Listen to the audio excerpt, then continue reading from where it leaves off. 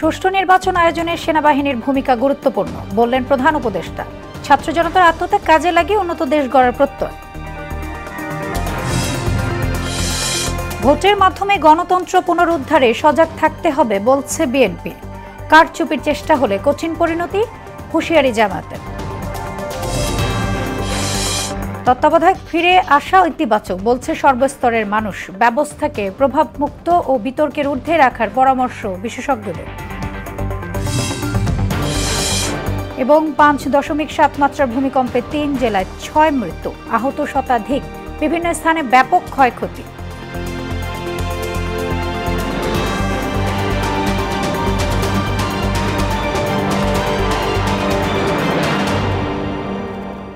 আসসালামু আলাইকুম, সবাইকে মোহনা সংবাদে স্বাগত। শুনছিলেন শিরোনাম, পুরোটা সংবাদ জুড়ে আছি আমি সোনিয়া ইসলাম। এবারে বিস্তারিত। দেশের স্বাধীনতা সার্বভৌমত্ব রক্ষার পাশাপাশি জুলাই অভ্যুত্থানে জনগণের পাশে দাঁড়িয়ে সশস্ত্র বাহিনী নিজেদের দেশপ্রেমের পরিচয় দিয়েছে বলে মন্তব্য করেছেন প্রধান উপদেষ্টা অধ্যাপক মোহাম্মদ ইউনূস। শুক্রবার সশস্ত্র বাহিনী দিবস উপলক্ষে সেনাকুঞ্জে আয়োজিত অনুষ্ঠানে এই মন্তব্য করেন তিনি। এ সময় আসন্ন নির্বাচন অবাধ, সুষ্ঠু ও উৎসব মুখর করতে সেনাবাহিনী সহ সবাইকে সম্মিলিত চেষ্টা চালিয়ে যাবার আহ্বান জানান অধ্যাপক ইউনূস। সুরায় মুনির রিপোর্ট। সশস্ত্র বাহিনী দিবসে সেনাকুঞ্জে আয়োজিত অনুষ্ঠানে যোগ দেন প্রধান উপদেষ্টা অধ্যাপক মোহাম্মদ ইউনূস। এ সময় দেশের স্বাধীনতা সার্বভৌমত্ব রক্ষায় সেনাবাহিনীর ভূমিকার প্রশংসা করেন তিনি। জুলাইয়ে ছাত্র জনতার আত্মত্যাগে অর্জিত সুযোগ কাজে লাগিয়ে সুন্দর ও সমৃদ্ধশালী নতুন বাংলাদেশ গড়ার প্রত্যয় জানান প্রধান উপদেষ্টা। দেশ রক্ষা ও জনকল্যাণমূলক কাজে ব্যাপক সংখ্যক ছাত্র ও যুব সম্প্রদায়কে সম্পৃক্ত করার উদ্দেশ্যে বিএনসিসির কার্যক্রম বহুগুণ বৃদ্ধির নীতিগত সিদ্ধান্ত নেওয়া হয়েছে। দেশের গণতান্ত্রিক উত্তরণে আগামী নির্বাচন খুবই তাৎপর্যপূর্ণ উল্লেখ করে এতে সশস্ত্র বাহিনীকে গুরুত্বপূর্ণ ভূমিকা পালনের আহ্বানও জানান তিনি। আমার সুদৃঢ় বিশ্বাস এটি নির্বিঘ্ন ও উৎসব মুখর নির্বাচন হবে। এর আয়োজনে সশস্ত্র বাহিনীর সদস্যগণ দক্ষতা ও পেশাদারিত্বের সাথে এই মহান দায়িত্ব পালন করবে।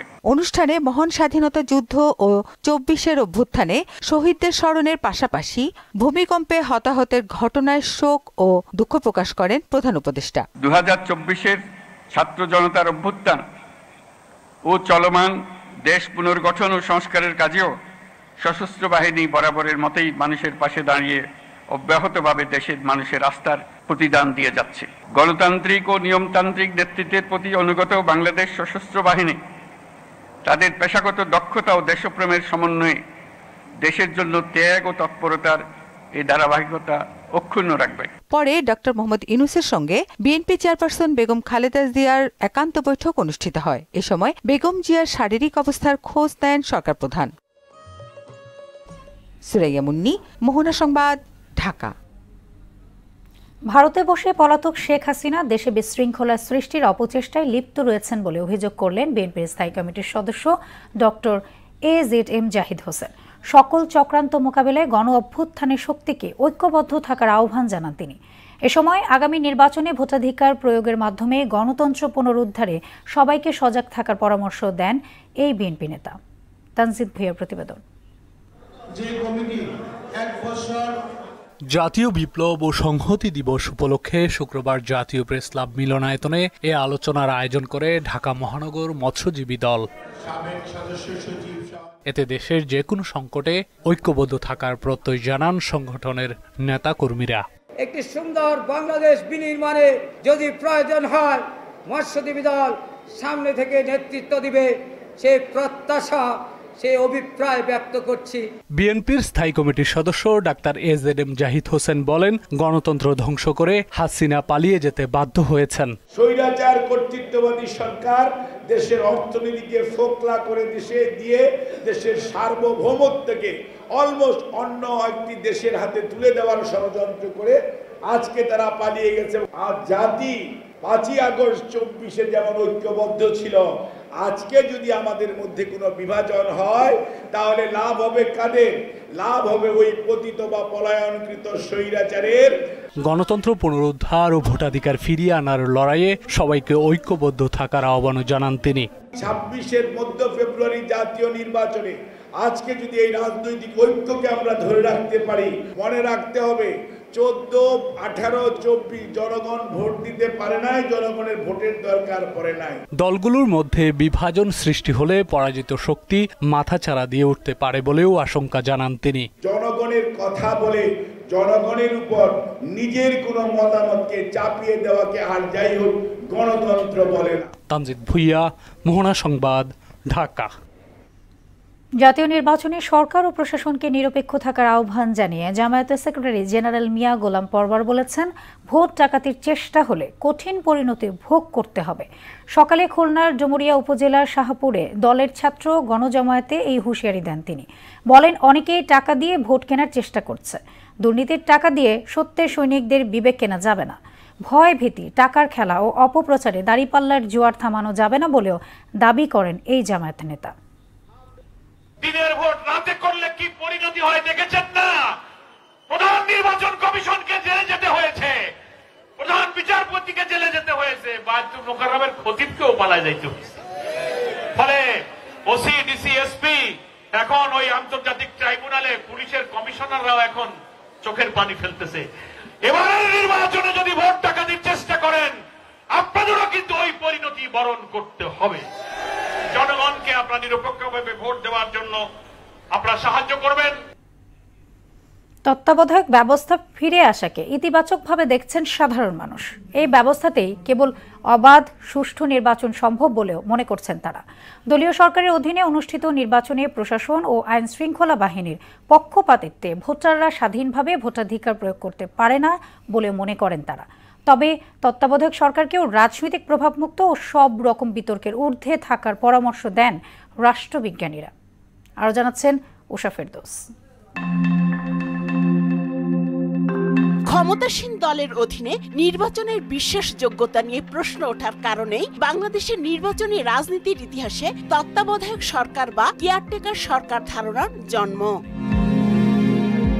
2006 সালে তত্ত্বাবধায়ক সরকার গঠন নিয়ে রাজনৈতিক অচলাবস্থার কারণে দেশে জরুরি অবস্থা জারি হয় এবং একটি সেনা সমর্থিত বিতর্কিত তত্ত্বাবধায়ক সরকার ক্ষমতা নেয়, যা পরবর্তীতে ১-১১ সরকার নামে পরিচিতি পায়। এ সরকার দীর্ঘ 2 বছর ক্ষমতায় থেকে সাংবিধানিক এখতিয়ারের বাইরেও কাজ করে।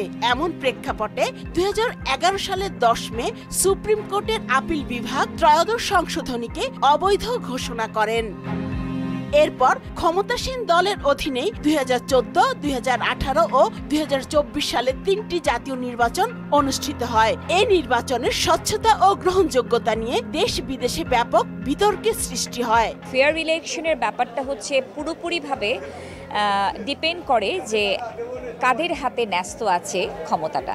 মানুষের একটা বড় চাওয়ার জায়গা হচ্ছে যে একটা ফ্রি ফেয়ার ইলেকশন, অন্তর্ভুক্তিমূলক একটা নির্বাচন হোক, এটাই আমাদের আশা। এমন অবস্থায় রাজনৈতিক দল সহ বিভিন্ন মহল থেকে তত্ত্বাবধায়ক ব্যবস্থা ফেরানোর দাবি ওঠে। জুলাই অভ্যুত্থানে আওয়ামী লীগ সরকার ক্ষমতাচ্যুত হলে আবারও সর্বোচ্চ আদালতে ওঠে তত্ত্বাবধায়কের বিষয়টি। তত্ত্বাবধায়ক সরকারটা খুব দরকার, কারণ কেউ ক্ষমতায় থাকলে আমরা দেখি সে তার ক্ষমতার অপব্যবহার করে। সবাই যেহেতু একই মত দিচ্ছে যে কেয়ারটেকার নির্বাচন হলে ভালো হবে, আমি একটা এখানে ভরসা রাখতে পারি যে এটা ফেয়ার ইলেকশন হবে। রাজনীতির ধরন বিবেচনায় এদেশে দলীয় সরকারের অধীনে সুষ্ঠু নির্বাচন সম্ভব নয় বলে মনে করেন এই রাষ্ট্রবিজ্ঞানী।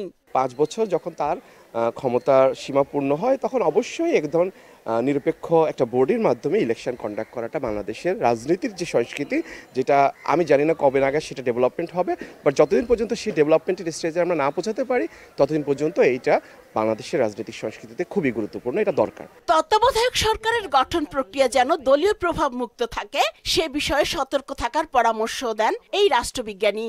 তত্ত্বাবধায়ক সরকারের স্ট্রাকচারটা সেভাবে গঠন করা যাতে কেউ বা কারা পলিটিক্যাল ক্ষমতা এসে এটা ইঞ্জিনিয়ারিং করে এটাকে ম্যানিপুলেট করতে না পারে। একটা মোটামুটি একটা নিরপেক্ষ, আপাত দৃষ্টিতে একটা নিরপেক্ষ যাতে বডি তৈরি হয় যাদের কাজই হচ্ছে যে নিরপেক্ষভাবে ইলেকশনটা কন্ডাক্ট করা। উষা ফেরদৌস, মোহনা সংবাদ, ঢাকা।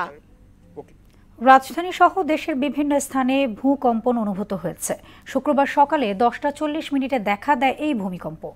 আবহাওয়া অফিস জানায়, রিক্টার স্কেলে এর মাত্রা 5.7 এবং উৎপত্তিস্থল নরসিংদী জেলার মাধবদীতে। এদিকে ভূমিকম্পে পুরান ঢাকা ভবন ধসে 3 জনের মৃত্যু হয়েছে, আহত হয়েছে অনেকে। মোদাসির আলীর প্রতিবেদন। শুক্রবার সকাল 10:38 হঠাৎ করেই যেন কেঁপে উঠে রাজধানী সহ দেশের বিভিন্ন অঞ্চল। এ সময় জনমনে দেখা দেয় আতঙ্ক, বাসা ছেড়ে বের হয়ে আসেন অনেকে। আবহাওয়া অফিস জানায় রিখটার স্কেলের মাত্রা ছিল 5.7 এবং উৎপত্তি স্থল নরসিংদী জেলায়। এই ভূমিকম্পটা যে হয়েছে এটা আসলে ঢাকা থেকে অনেক কাছে হয়েছে। আমাদের এই ভূমিকম্প পর্যবেক্ষণ ও গবেষণা কেন্দ্র থেকে 13 কিলোমিটার পূর্ব দিকে, এটা নরসিংদীর মাধবদী, ওই জায়গাটায় এই ভূমিকম্পের উৎপত্তি স্থল ছিল এবং এই ভূমিকম্পটার মাত্রা ছিল 5.7, যেটা একটা মাঝারি মানের ভূমিকম্প। ভৌগোলিক অবস্থানের কারণেই বাংলাদেশ ভূমিকম্পের বড় ঝুঁকিতে আছে বলেও জানান এই আবহাওয়াবিদ। বাংলাদেশের অবস্থানটা, আমরা আছি ইন্ডিয়ান প্লেটে এবং এই ইন্ডিয়ান প্লেটটা আপনার মুভ করতেছে নর্থ ইস্টে এবং আমাদের যে বাংলাদেশের নর্থ রিজিয়ন, যেটা আমরা বলি মানে সিলেটের নর্থে, আমাদের ঠিক তার উপরে আছে আমাদের ইউরেশিয়ান প্লেট। ইউরেশিয়ান প্লেটটা মুভ করতেছে সাউথে। এই যে দুইটা প্লেট, এই দুইটা প্লেট কি হচ্ছে, এই দুইটা প্লেট একটা প্লেট আরেকটা প্লেটের ভিতরে আসলে ঢুকে যাচ্ছে, কলয়েড রয়েছে, হ্যাঁ, সাবডাক্ট হয়েছে। তো এই কারণে দুইটা প্লেট এখানে সাবডাক্ট হওয়ার কারণে এই অঞ্চলটা এমনি ভূমিকম্প প্রবণ। এতে রাজধানীর বিভিন্ন জায়গায় ভবনে ফাটল দেখা দেয়, তবে সবচেয়ে বেশি ঝুঁকি দেখা দেয় পুরান ঢাকায়। আরমানিটোলার কেপি ঘোষ রোডে একটি ভবন ধসে 3 জনের মৃত্যু হয়। এইরকম জায়গায় ভূমিকম্প বিল্ডিং পড়ে গেছে, তখন বাইতে বাইরে যায়, তখন যে ওই স্কুলে তখন দাঁড়িয়েলাম, যার পরে যে অল ভেঙ্গা কিছু লোক মারা গেছে। এখানে 3 জন পথচারীর উপর থেকে পড়েছে এবং একজন ওই সময় ডেড, আর বাকি 2 জনকে দেখেছি যে ভ্যানে ওঠানো হয়েছে। এখানে ছিল তারা, এখানে পথচারী ছিল, কেউ ছিল মাংস ক্রেতা। এছাড়াও নারায়ণগঞ্জে 2 জন ও নরসিংদীতে 1 জন মারা যান। ভূকম্পন বেশি অনুভূত হওয়ায় আতঙ্ক দেখা দেয় বলেও জানান ভুক্তভোগীরা। আমার 55 বছর বয়সে এইরকম ভূমিকম্প কোথাও দেখিনি। আমি কাঁপতাছি, আমি ডরে গেছি, কান্দা দিচ্ছি, আমি ডরে ছেড়ে সব রিস্কালারা সব গেছে গা, রিস্কা তুই গেছে গা।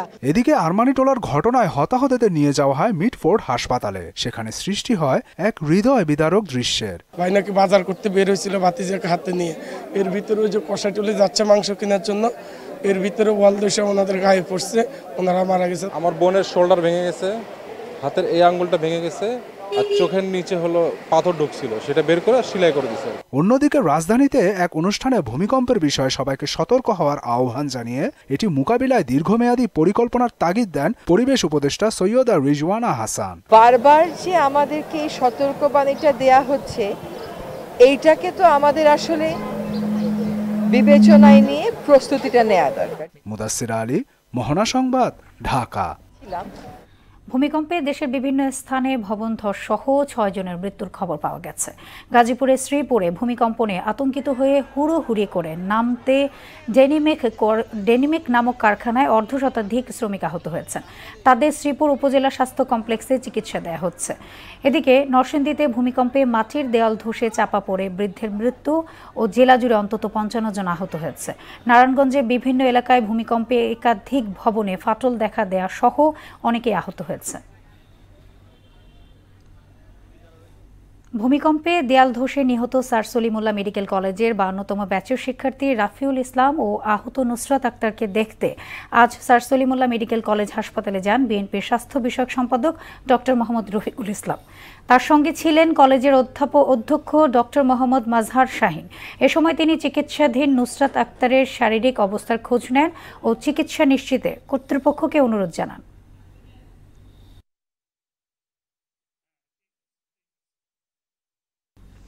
শীতের সবজি বাজারে এলেও দাম সাধারণ মানুষের নাগালের বাইরে। একই সঙ্গে পোলার চাল, মসুরের ডাল, ভোজ্য তেলের দাম বেড়েছে।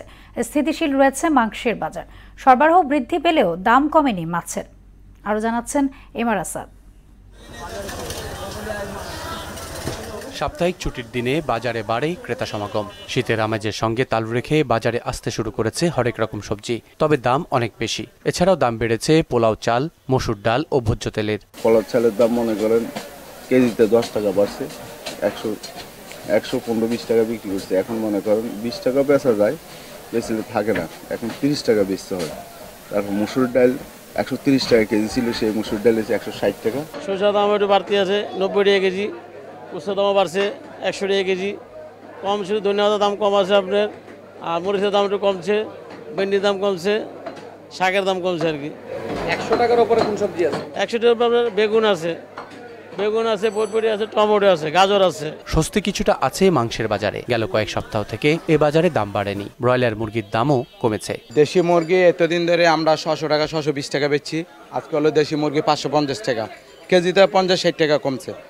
যে মুরগি সোনালী মুরগি আমরা 320 টাকা 30 টাকা বিক্রি করছি, আজকে সোনালী মুরগি হলো 260-270 টাকা। হাড় চর্বি ছাড়া 900 টাকা কেজি, আর হাড়ালা হইলো হাড় চর্বি মাংস সহ 750 টাকা। গরুর মাথা 400 টাকা কেজি, গরুর শুধু কলিজা 800 টাকা কেজি। মাছের বাজারে সরবরাহ বেড়েছে, তবে ইলিশ সহ নদীর মাছের দাম মধ্যবিত্তের নাগালের বাইরে। মাছের চাহিদা কম, লেগে দাম একটু বেশি। দেশি এটা বোয়াল, এটা 800 টাকা কেজি, কোরাল আছে 600 টাকা কেজি, রুই আছে 600 টাকা কেজি, কাতলটা আছে 600 টাকা কেজি, নদীর পাঙ্গাস 800 টাকা কেজি। এ মাসের শেষ পর্যন্ত আর নতুন করে বাজারে দাম বৃদ্ধির সম্ভাবনা নেই বলে জানান সংশ্লিষ্টরা। MR আসাদ, মোহনা সংবাদ, ঢাকা। 7 নভেম্বর ভারতীয় আধিপত্যবাদীদের চক্রান্তের বিরুদ্ধে জয়ী হওয়ার দিন বলে মন্তব্য করেছেন বিএনপির চেয়ারপারসনের উপদেষ্টা অ্যাডভোকেট মাসুদ আহমেদ তালুকদার। আর দিনটিকে স্বাধীনতা ও সার্বভৌমত্ব প্রতীক বলে মন্তব্য করেছেন বিএনপির প্রান্তিক জনশক্তি উন্নয়ন বিষয়ক সম্পাদক MA মালিক। সন্ধ্যায় রাজধানীর ডিপ্লোমা ইঞ্জিনিয়ার্স ইনস্টিটিউট জাতীয় বিপ্লব ও সংহতি দিবস উপলক্ষে আয়োজিত অনুষ্ঠানে এসব কথা বলেন তারা। শেষে বিভিন্ন ক্ষেত্রে বিজয়ী শিশু কিশোরদের হাতে পুরস্কার তুলে দেন অতিথিরা। শহীদ রাষ্ট্রপতি জিয়াউর রহমানের ঘোষিত স্বাধীনতার সঙ্গে স্বাধীনতার জন্ম থেকেই যারা এই দেশে আধিপত্য বিস্তার করার চেষ্টা করেছে তারা বিরোধিতা করে যাচ্ছে।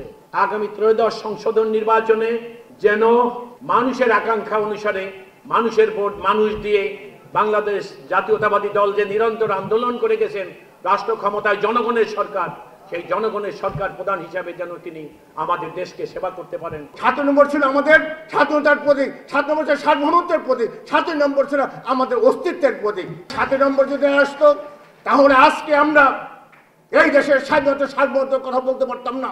আগামী দিনে এই 5ই আগস্টের যে চেতনা, এই চেতনার মধ্য দিয়ে আমরা আমাদের দেশকে ঐক্যবদ্ধ করে তুলব, আগামী নির্বাচনকে সার্থক করে তুলব।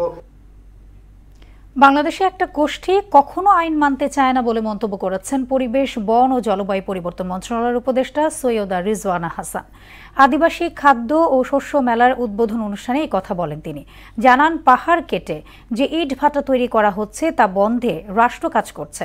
এ সময় আদিবাসীদের বিভিন্ন দোকান ঘুরে দেখেন উপদেষ্টা। নাগরিক উদ্যোগ ও আদিবাসী সুহৃদবৃন্দ আয়োজনে মিরপুরে এবারের মেলাটি আয়োজিত হয়।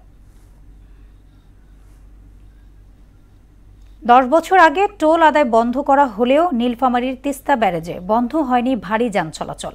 নিয়ম বহির্ভূত অতিরিক্ত ওজনের বালু ও পাথর বোঝাই ট্রাক চলাচলে বিভিন্ন স্থানে দেখা দিয়েছে ফাটল।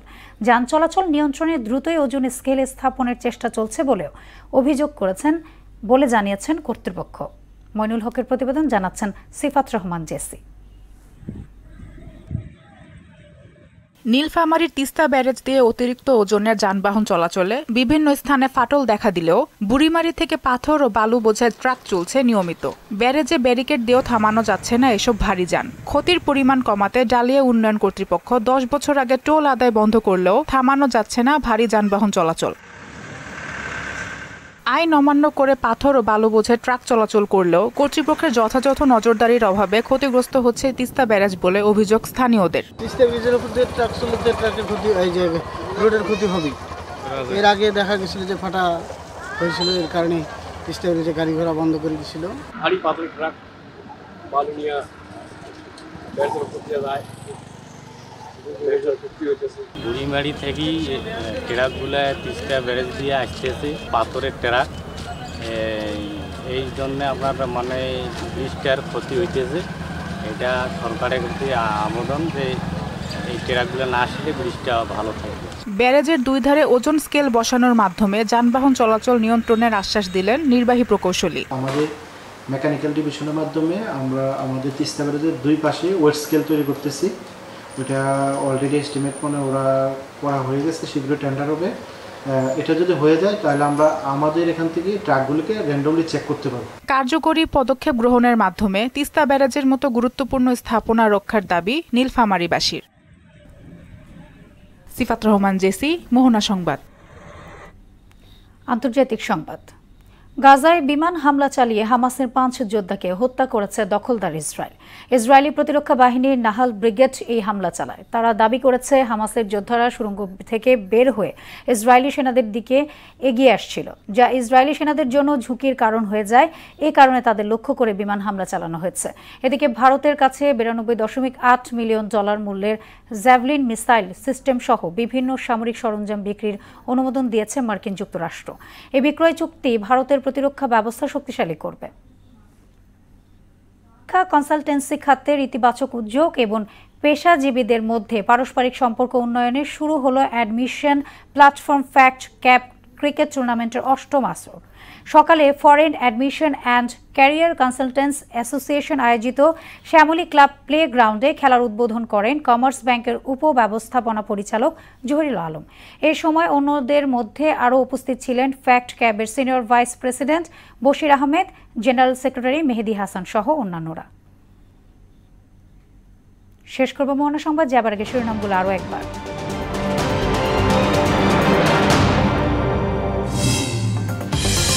সুষ্ঠু নির্বাচন আয়োজনে সেনাবাহিনীর ভূমিকা গুরুত্বপূর্ণ, বললেন প্রধান উপদেষ্টা। ছাত্র জনতার আত্মত্যাগ কাজে লাগিয়ে উন্নত দেশ গড়ার প্রত্যয়। ভোটের মাধ্যমে গণতন্ত্র পুনরুদ্ধারে সজাগ থাকতে হবে, বলছে বিএনপি। কারচুপির চেষ্টা হলে কঠিন পরিণতি, হুঁশিয়ারি জামায়াতের। তত্ত্বাবধায়ক ফিরে আসা ইতিবাচক, বলছে সর্বস্তরের মানুষ। ব্যবস্থাকে প্রভাবমুক্ত বিতর্কের ঊর্ধ্বে রাখার পরামর্শ বিশেষজ্ঞদের। এবং 5.7 মাত্রার ভূমিকম্পে 3 জেলায় 6 মৃত্যু, আহত শতাধিক, বিভিন্ন স্থানে ব্যাপক ক্ষয়ক্ষতি।